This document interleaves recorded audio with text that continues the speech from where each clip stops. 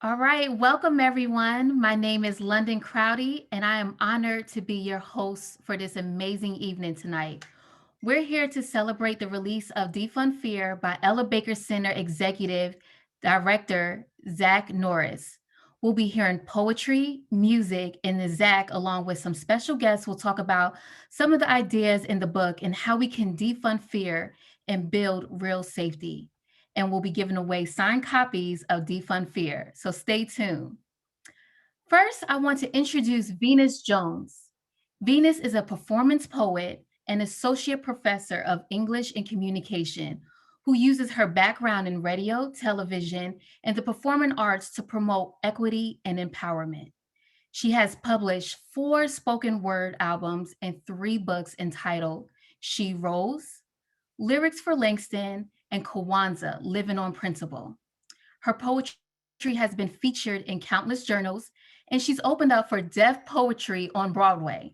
Her one woman show, Poetic Soldier, was dubbed Most Inspiring Solo Performance at the Los Angeles Women's Theater Festival. Without further ado, please welcome the beautiful Venus Jones. A poetic soldier waits in line for the word. For a word, Pablo speaks of passion in his formal address. He speaks of the sweet waste of America and his detest of Chile's chaotic civil war and the constant state of unrest. A poetic soldier is in step, leading with his left, searching for a way to stoically step out of line, but his truth still marches on, and the voice of the people never left his mind. He is left with an aftertaste, and you can see a pinch of love left in his hard face. Some noble, peaceful march this is. Ready, halt. Love is what it is. The calming stream that warms us with rippling waves, drenching dry feet and healing cracked hands, giving hope to every woman, to every man. May this stream flow to distant shores. May it quench the center of the earth's core. From every dying house, from every dying cell and pore. You may find me in exile with the next oust if they ever say democracy doesn't live here anymore. You may find me because I purify the open sore if they ever say freedom, it don't live here anymore. A poetic soldier, prized with a red heart waits as clones seek to puncture, ransack, and kill. The spirit lives on as they drill the mind in an effort to keep the flock bleeding in battle, in an effort to keep the flock blind. An ambassador to their clear conscience with belted brass books that shine. We are the people's passion. A poetic soldier is a dictator's deadliest assassin. Even in death, Pablo, you are more than a metaphor or a rhythmic line. You keep giving hope to the hopeless. You keep giving sight to the blind. Forward, march. I'm saluting all of you poetic soldiers, all of you light workers, you change agents, you peacemakers, and all of you who have crossed the line. Maybe you thought one way and now you think another, because you remember that we are all family, and you remember that there's a race that we're all running. And sometimes it's just important to be a team player. It's important to remember that we're family. My name again is Venus Jones. You can, if you like my work, you can follow me at Venus Love Jones. And I just want you to know that this next piece, and this is my final piece I'm going to share with you, I had the pleasure of doing a poem called Poetry last year with Zach, and we spoke of that. But I'm going to do another piece that speaks to family. And when I first wrote this piece, I was thinking of someone that some of us may not want to see as family. But when we are thinking about how to keep us safe, I think it's very important to always have an open mind and an open heart to see everyone as a member of our family, even the problem children. So here is a parenting guide for your quote unquote problem child. What mother needs a mantra on how to cure a quote unquote problem child? Tell him he's at promise. Have him make you a promise on how to prevent more pain, on how to increase the praise, to be privy, not pointless. We are more than our looks and what we cook. Imagine if every mother said what she means when she shares on this day with her daughter and sons who dream of status and position. She reminds her whining children in Queens that yesterday they caused her to shrink in public, and that she never wanted to be a poor parent or be known for poor parenting. That is why you see her making time to read. She's reading them books nightly before putting those rollers in her hair, after removing the apron and oven mitt. She leaves the kitchen, stepping into the library, a room made for those who love life lessons, a place full of things she brought back from Scotland, covered in memories untold. She's choosing stories about compassion, empathy, and love, telling the stubborn one how important reading is. When he asks for more money, she grabs him by his white collar and makes him count blessings. Yet she fears she can't heal the hole in his head. Looking in his eyes, she says, people trump profits. And he remembers his mother's values. When a Black family moves into the neighborhood, she's inviting them in and offering them cake, saying, let us know if you need anything. And she means it. When she shares and takes her son to serve the needy and volunteer with the disabled, he finally understands that his family values inclusion. One day, he forgets. When racing through the door, it slams in her face. Bam! She drops the groceries. Before she scolds, he returns to wipe his feet. She reminds him things can fall apart. Tells him to wait for women before entering, to not leave those he honors behind. And she shares lessons about 3-step apologies as they walk side by side towards the cabinet, because she remembers making her mother proud. And imagine if his father even said, being first isn't always necessary. Not as much as being kind and considerate. When he asked to play with blocks, she asked him to hug away the hurt he caused her and his siblings with his curt words. She tells him to not be so sore about losing anything but his life and his soul. When he says, I alone am enough, she cries, yes. The mantra she had him repeat before bed and breakfast. He tells her, I need more money because I have a plan on how to keep us safe. She says, safe from who? What if she asked him to imagine a world where everyone feels safe? What if he remembers her saying, safety begins by telling the truth, son. Promise me you will do that. Thank you.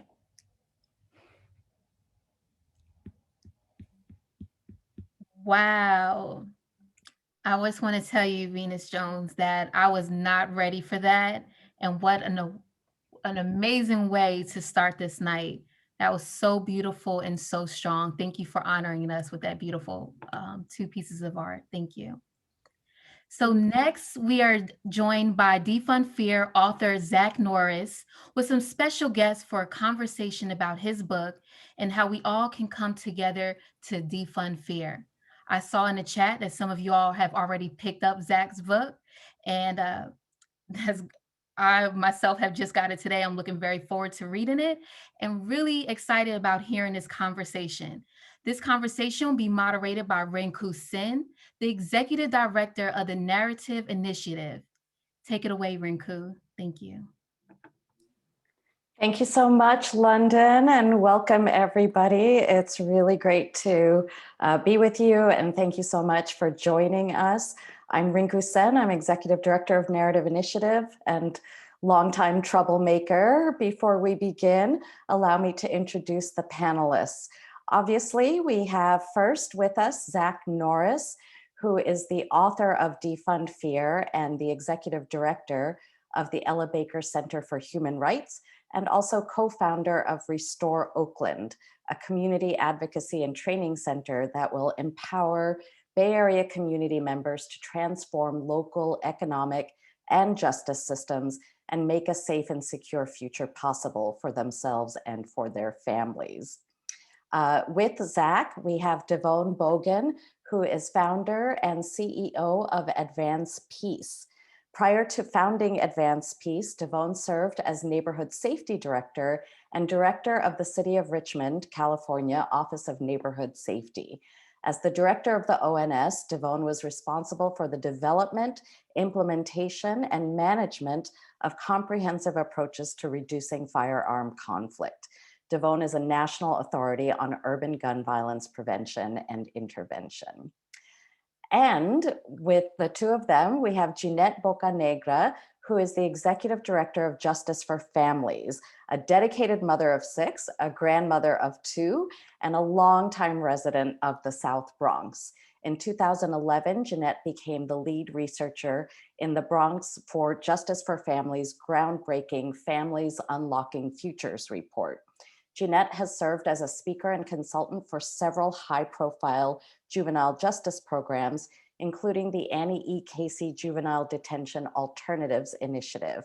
In 2015, Jeannette was awarded the Child Welfare Organizing Project's Courageous Activist Award, and later that year, she received the Lo Mejor de Nuestra Comunidad Award from Comité Noviembre.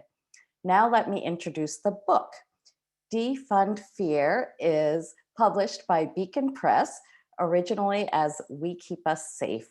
The paperback edition with the new title will be released tomorrow, February 2nd. Congratulations, Zach. Defund Fear lays out a blueprint for reimagining our vision of public safety and reforming our justice systems in ways that prioritize constructive care and support over fear and punishment. Zach's book dismantles the false "he keeps us safe" narrative rooted in white supremacy and patriarchy, and lays out a "we keep us safe" model that centers impacted communities and real solutions for change. The book balances real-life testimonials and case studies in a way that prioritizes humanity and agency for everyone who has been dehumanized and traumatized by what Zach calls the framework of fear.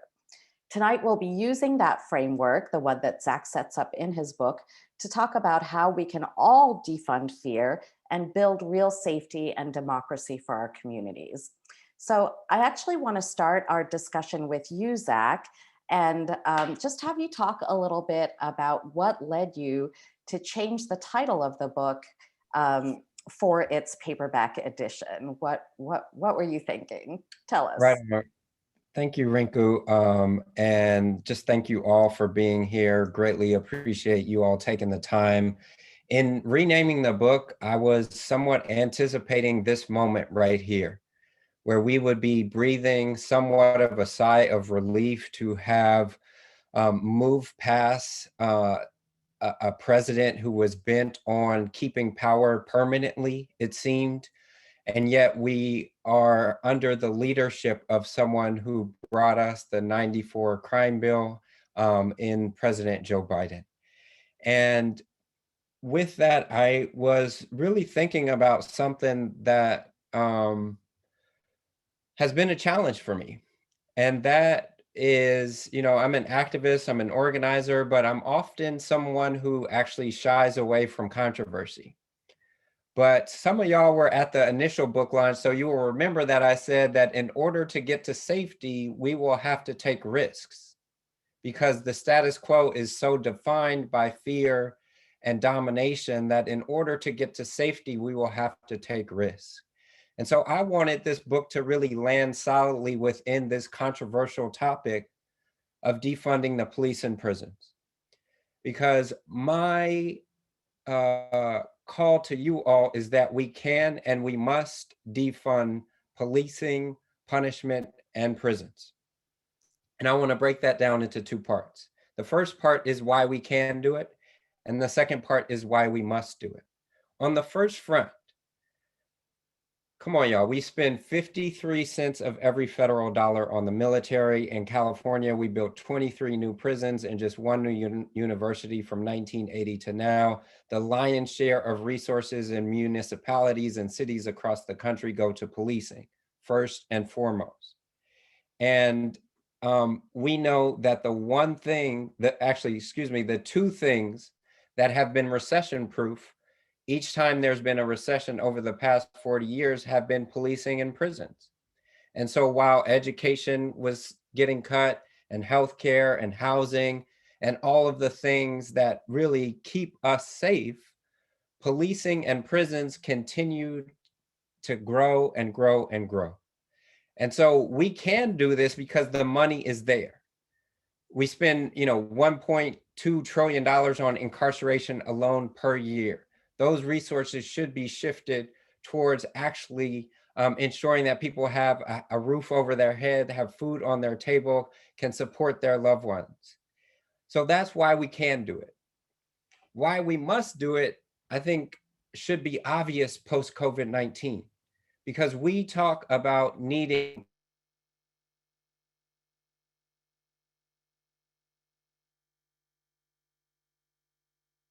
issues that need public health solutions. I never thought you would need to say that we need a public health solution to what is the quintessential public health problem, a global pandemic. But when you haven't paid for public health infrastructure, you can expect to fail when this global pandemic arrives. And that's what we've seen in this country, that we can't think about taking care of public safety if we haven't taken care of the public. And COVID-19 really laid that bare for everybody to see. So that's reason one why we must do it. And I think the second reason really just goes to the heart of democracy itself.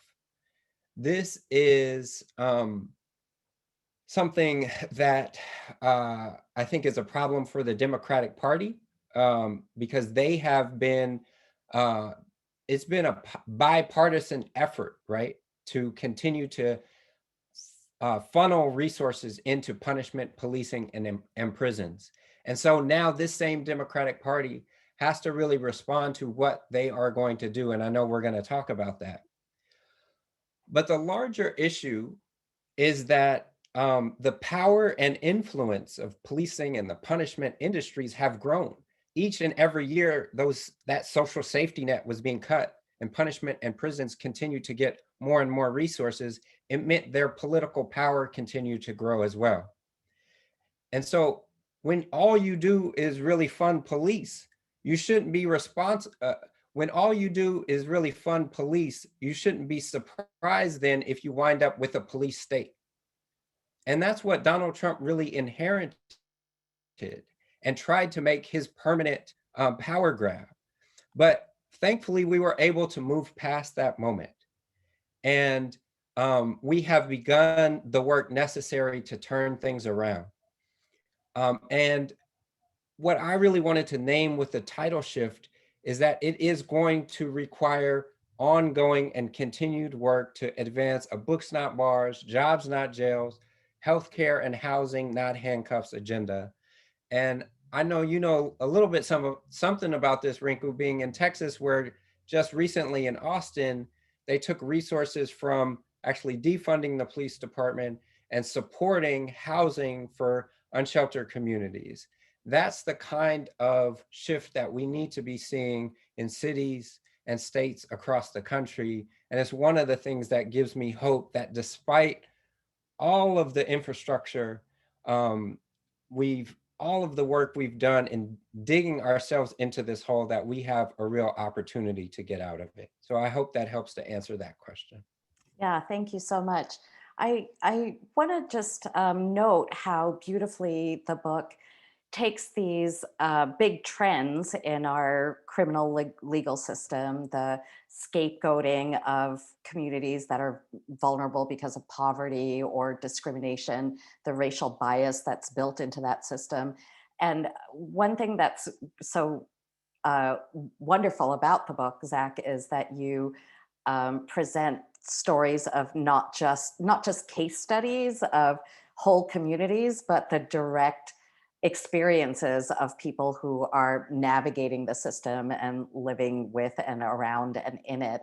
And I'd love to have each of you talk a little bit about how your own work advances defunding the police, how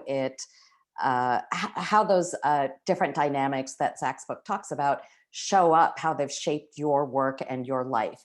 And Jeannette, I'm actually going to start with you, if that's okay. Zach, though it's in your book, it's the reality in the communities that we talk about. You know, and I say we just don't talk about it. I'm in one of those communities that it's a revolving door. And for many years, I thought that was the norm, that it's okay for us to experience these injustice systems in our communities.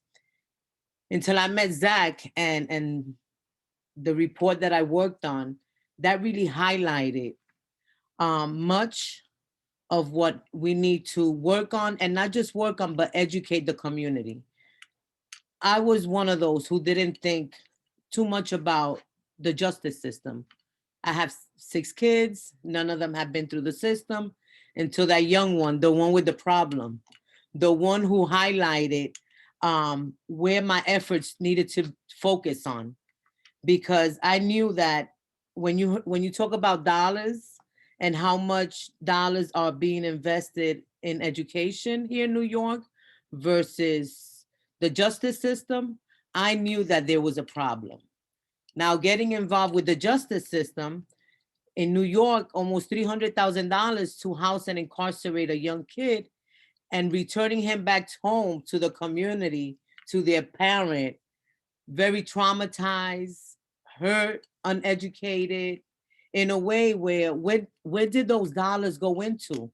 If you would have invested those dollars in the community, we would have made a difference. Becoming aware of the justice system, I also realized with working with families, because I became a beast. Renku, you say you're angry or I don't know what, something which they won't look at you as a positive person. Well, I became a beast. I became a hungry, thirsty beast. The child welfare system, another system that too much money goes into separating families from kids. The justice system, removing kids from the community. I think I'm a pretty decent parent, but those systems made me feel like I was the worst parent ever. Then housing issues, job issues, all the issues that we want communities to really thrive away from and thrive in a good way, we're investing those monies in prisons, so they got to get shut down. We got to shut them down. Like, we got to educate so we can shut them down. Investing more money in education. We got failing schools here.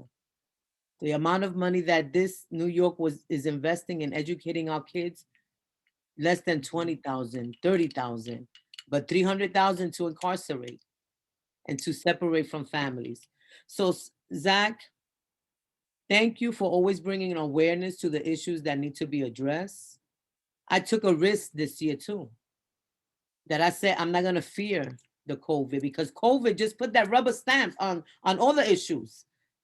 An additional one, the health system. We know that the disparities in the health systems. We also got to educate the community about these disparities. So taking a risk is giving hope, because why am I going to lose now? What can I lose? What can I lose? Thank you so I'm much. already in the communities that are mostly impacted. I'm not going to move away from here. I want to make a difference. But the money has to come to these communities. Thank you so much. I think it's really, when you talk about abstract things like a framework of fear and a fear-based rationale and system, it can be so easy to forget that there are actual human beings there. But Devon, you have a long history of also grappling with the effects of having this kind of fear-based philosophy run our systems, especially with young people. Can you talk a little bit about how you see that fear, that philosophy of fear showing up in your communities and in your work? Absolutely. First, let me say hello to everyone joining us tonight. Thanks, Zach, for inviting me to participate this evening, and certainly thank you for the wonderful work in your book. Thanks for doing that. As neighborhood safety director, I think it's where I really cut my teeth in moving beyond sort of my own intuitive sense of what works and what doesn't work, particularly as it relates to what works in our communities to develop people, what works in our communities to heal people, what works in our communities to keep people safe. But it wasn't until I became neighborhood safety director where I learned that the current approach to keeping people safe, even from violent crime, doesn't work. And that's important for me to say here. It just doesn't work. Our current approach to public safety lacks imagination. It assumes that violence and crime are inevitable, and that the only way to address this is to actually respond to it. And as a result, we're losing lives, and we're spending enormous amounts of money that doesn't, and will not deliver optimal health and or safety outcomes for these impacted communities. So continuing to do sort of this business as usual, quite frankly, is costing us real public safety. What I've learned is that relationships matter, and involving the very community where challenges are being navigated or negotiated to actually be a part of being a solution towards those challenges is critically important and can be critically effective, even as it relates to addressing violence and violent crime in our communities. I learned being inside the public system, for example, that policing spends very little time addressing violence. And when they are, it's in a response mode. However, the budgets that policing have, these enormous budgets, are justified by violent crime. And so that's really crazy. when you think about that and you continue to see where this is happening in several cities around the country, that high rates of violence persist. So we're not getting anything for our investment. And years and years and years have passed and have demonstrated point blank, what we're currently doing doesn't work. Thank you so much.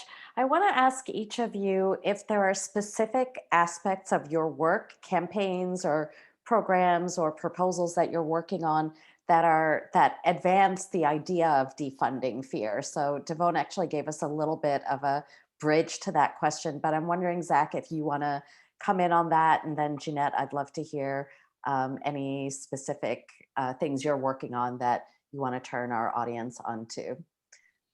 Yeah, Go for it, Zach.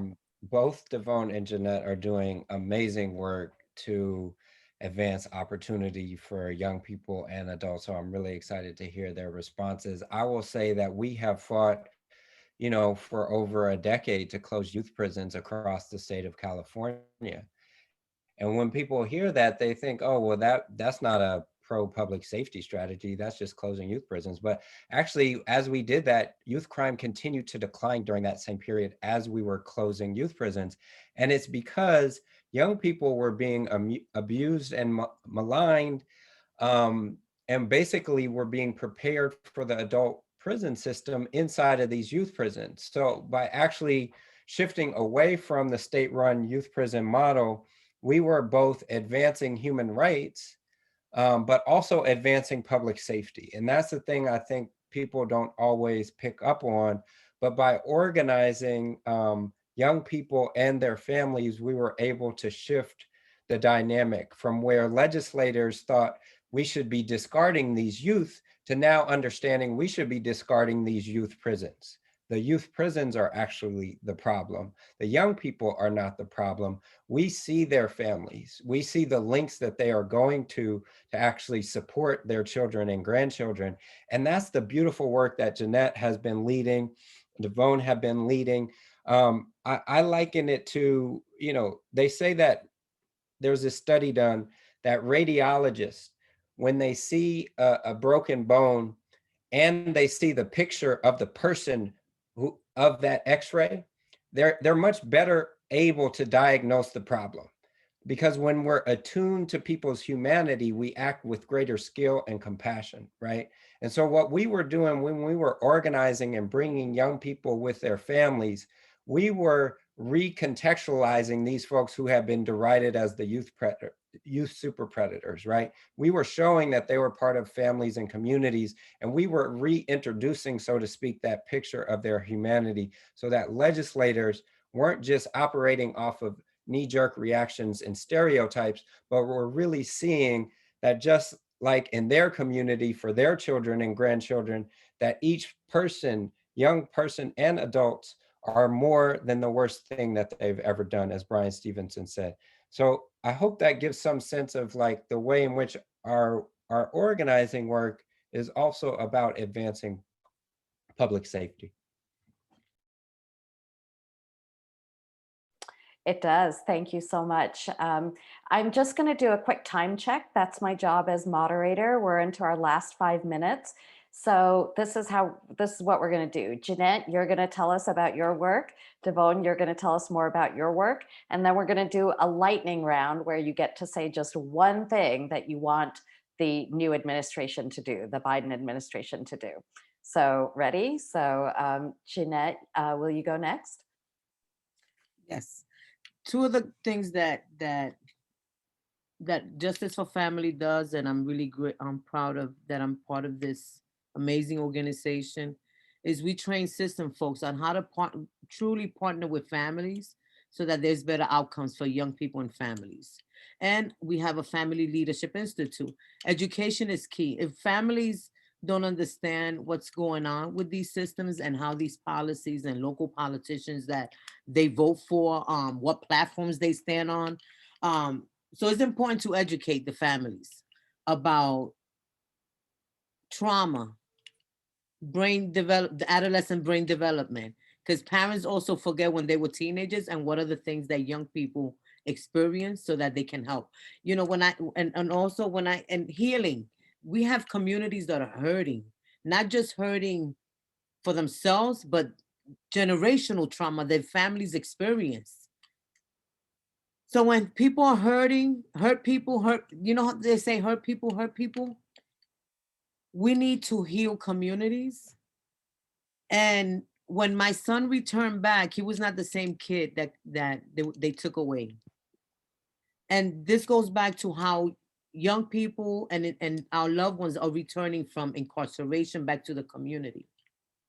If I didn't understand what I learned through other families and the work, I would have called the cops on my son because I didn't understand the trauma that he experienced. And when there were outbursts, I learned that he was broken and something happened to him. So I was not the one who was gonna call the cops. I had to care for him. I had to understand what he was experiencing. I had to understand what were the triggers, because when young people come back and our loved ones come back home, now I know why many of them return, because also the community is not prepared to embrace someone that returned home. And until we don't educate the reason why they returning so broken, and until we don't educate on the tools that families and I might get emotional. It's not an easy job. I still wonder what they did to my son. He's okay now, but it also took time for me to heal and learn about meditation and yoga and breathing, because I still want to know. I know something horrible happened, and I also blame myself as a parent because I had no control over what happened behind those doors and those walls. But he was not the same kid they took away from me. So I know that he's not the only one. I'm also happy and glad to be doing this work, but it took that one, my last child, who gave me the most challenges, to understand that it was not just him. And I couldn't just, he said, why you look around at everybody? I said, I like to be aware of my surroundings. I saw the big picture.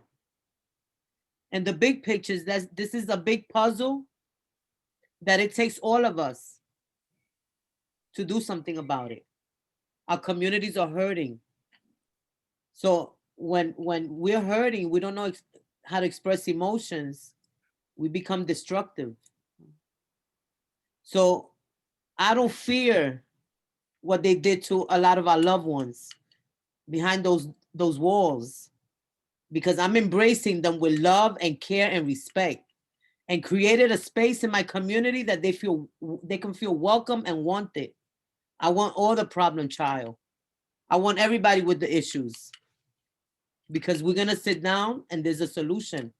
So Zach, I'm so grateful to you, because when I thought there was no hope, 11 years later, I was part of raising the age of criminal responsibility. Thank you. Gladys Carrion, an amazing commissioner, shut down 22 of those horrible prisons. We got these kids getting out of Rikers already. Rikers is getting shut down.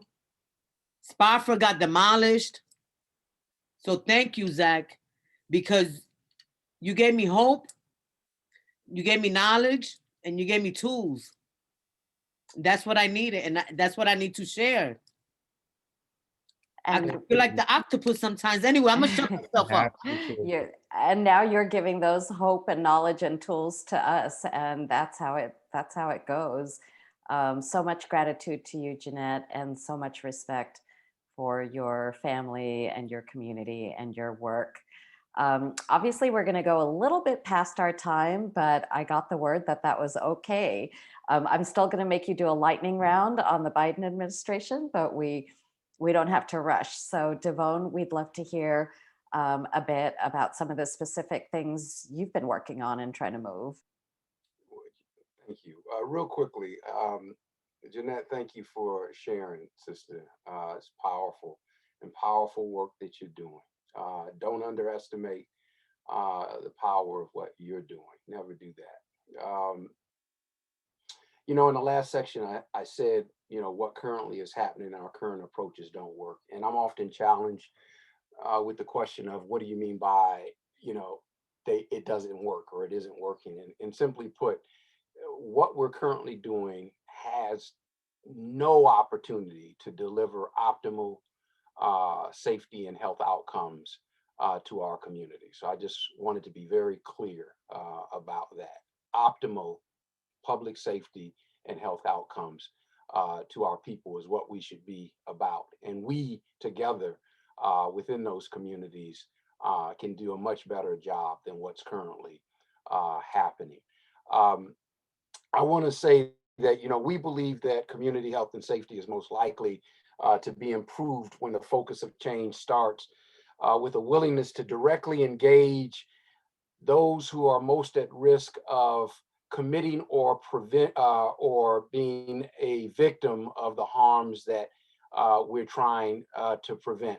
And in that regard, you know, I believe that what Advanced Peace is about helping communities create a life-affirming community infrastructure that can help heal people, that can help young people who are at the center of firearm activity make healthier decisions and thereby become productive contributors to their neighborhoods and become the leaders that they were born to be. When we began the work at the Office of Neighborhood Safety in 2007, this was the first infrastructure inside of city government of its kind. A non-law enforcement agency inside city government with an explicit focus and single charge of reducing firearm assaults and associated injury and death. A big part of our work is about helping to create, helping cities create the public infrastructure to do that without utilizing law enforcement as the primary tool or weapon to do it. I'm excited to say that, you know, in 2007, when the office was created, it was the office, the single office in the country doing this work in that way. Now there are more than 20 offices inside city government doing this kind of work. So that gives me a great deal of hope because everywhere there's an Office of Neighborhood Safety or an Office of Violence Prevention, we're seeing productive, positive, and optimal outcomes delivered. So the question of whether or not this can work has been answered. We have to pay attention and we can't be afraid to infuse love into our public policy.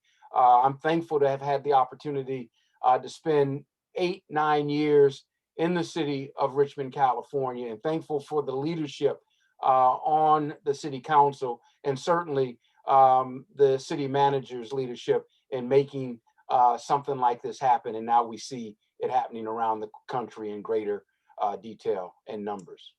Thank you so much. Just incredibly inspiring and comforting to know that the three of you are out here doing this work. Okay, super quick, because there's more after us. There are more people doing great things after us. So the one thing in one sentence that you want the Biden administration to do that will help defund fear and build frameworks of hope and love and compassion. Let's start with Devon this time, and then we'll go to Jeannette, and we'll wrap up with Zach. Very quickly, I'd like to see the White House create a White House initiative or office on ending urban gun violence, sort of modeled after its current White House initiative on educational excellence for African Americans, something that's truly focused on making sure that the appropriate and adequate resources are assigned for doing this from a non-law enforcement vantage point, period. Awesome. Fantastic. Thank you. How about you, Jeannette? Get these kids out of these adult prisons. Kids don't belong in adult prisons. And invest in communities. I don't like using reinvest because they've never invested in my community. Just bring those dollars into the communities that are mostly impacted. But definitely get these kids out of these adult prisons. Thank you. And how about you, Zach? Appreciate you, Devon and Jeannette. Daniel Sered, who's with Common Justice in New York, talks about we shouldn't just say sorry, we have to do sorry. I believe this president, Joe Biden, needs to do sorry by undoing the 94 crime bill, by supporting the passage of the Breathe Act, by funding programs like the one that Devon runs in cities across the country, the Live Free campaign that Pastor Mike McBride runs, by funding community safety centers like Restore Oakland that show a new vision of community safety is possible and is being brought into being. So thank you all for joining. And I just want to end by saying that y'all can help bring this into being. That you can buy this book, you can share it with your friends, you can share it with your city council members, you can share it with your neighbors. All of these are ways that we can ensure that we reject this lie that, you know, one strongman authoritarian will keep us safe, and instead live up to the value and the promise of we keeping each other safe, that we keep us safe. So thank you, Renku, Devon, and Jeannette, and I'll pass it back to you, Renku. Thank you all for joining us. I could have talked to all of you, the three of you, all night, and in later after pandemic times, we should try to do that. That would be totally fun. I think I'm sending this back to London. Wow, yes, thank you, Renku, and thank you all. I know we are pushing on time, but I cannot leave without move forward without saying thank you all for your work. That was so powerful. Thank you.